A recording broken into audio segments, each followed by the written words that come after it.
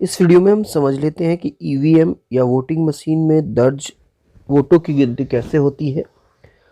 तो सबसे पहले समझने वाली बात है कि पोस्टल बैलेट की काउंटिंग शुरू होने के बाद 30 मिनट बाद हम ईवीएम यानी कि कंट्रोल यूनिट में जो रिकॉर्ड किए गए वोट हैं उनकी काउंटिंग करते हैं। उसके लिए इस कंट्रोल यूनिट को काउंटिंग टेबल पर लाना होता है, जो काउंटिंग टेबल में बनाई जाती हैं। उनके एड्रेस टैग आदि की जांच की जाती है।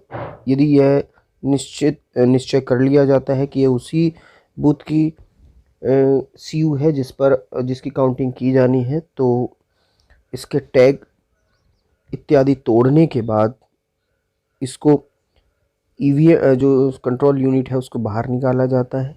बाहर निकालने के बाद कंट्रोल यूनिट पर भी लगे एड्रेस टैग और जो सील है उसकी जांच की जाती है मतपत्र लेखा के द्वारा। मतपत्र लेखा में आप देख रहे होंगे कि कंट्रोल यूनिट का भी नंबर रहता है, जैसा आप यहाँ देख रहे हैं कि यहाँ कंट्रोल यूनिट का भी नंबर है, इसकी जांच की जाती है।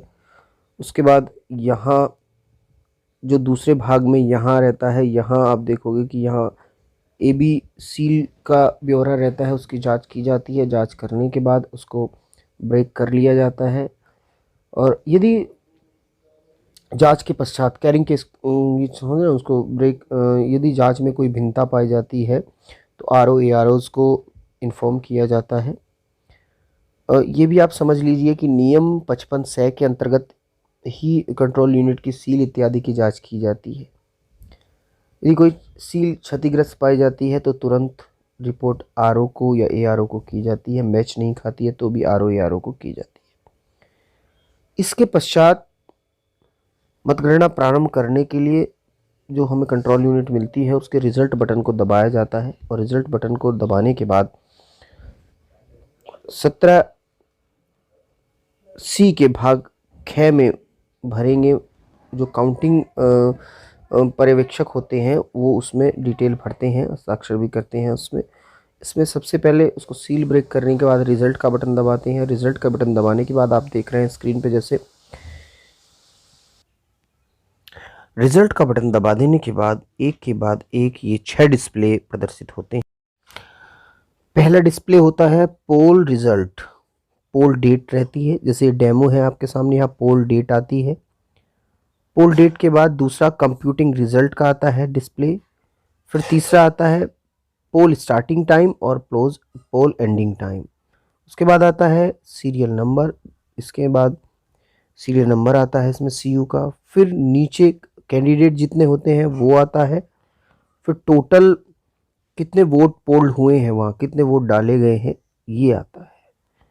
ये आने के बाद यानी कि इसमें एक रिजल्ट से दूसरे यानी कि एक डिस्प्ले से दूसरे डिस्प्ले पे जाने के लिए लगभग 2 सेकंड का पोज होता है और 7 सेकंड तक ये डिस्प्ले होता है। यहाँ पे समझ गए। उसके बाद एक सभी कैंडिडेट के रिजल्ट को वो वहाँ दिखाया जाता है, जैसे वो दिखाएगा कि कैंडिडेट ए को कितने वोट मिले हैं। फिर पोज के बाद कैंडिडेट 2 को कितने वोट मिले हैं। आप ये समझते हैं कि एक कैंडिडेट से दूसरे कैंडिडेट के रिजल्ट को दिखाने के लिए ये 2 सेकंड का पोज लेता है और एक कैंडिडेट के रिजल्ट को लगभग 7 सेकंड तक ये प्रदर्शित करता है डिस्प्ले पर। इस तरह से क्रम से है ये सभी 3, 4, 5, 6, 7, 8, 9, 10, 11 जितने कैंडिडेट हैं उनके सब के रिजल्ट को ये प्रदर्शित करेगा और लास्ट में लिखा आएगा एंड, यहाँ एंड लिखा आएगा। इस तरह से आपका रिजल्ट जो कंप्यूट है उस पोलिंग स्टेशन का रिजल्ट जो है उस सीयू में प्रदर्शित हो जाएगा। इसी के साथ साथ जो काउंटिंग पर्यवेक्षक है वह क्या करते हैं, वो कंट्रोल इसमें जो भरते रहते हैं वह भाग 2 में 17C के भाग 2 में भरते रहते हैं कि कंट्रोल यूनिट में प्रदर्शित मतों की संख्या कि पहले कैंडिडेट को जितने मिले हैं, ये डेमो है तो वो यहाँ भरते रहते हैं कि पहले को कितने मिले हैं। यदि 17A के किसी में उसको टेस्ट वोट डाला गया तो उनकी संख्या डालते हैं और फिर उसमें लेस करके यहाँ लिख देते हैं। तो इस तरह से ये भरते रहते हैं।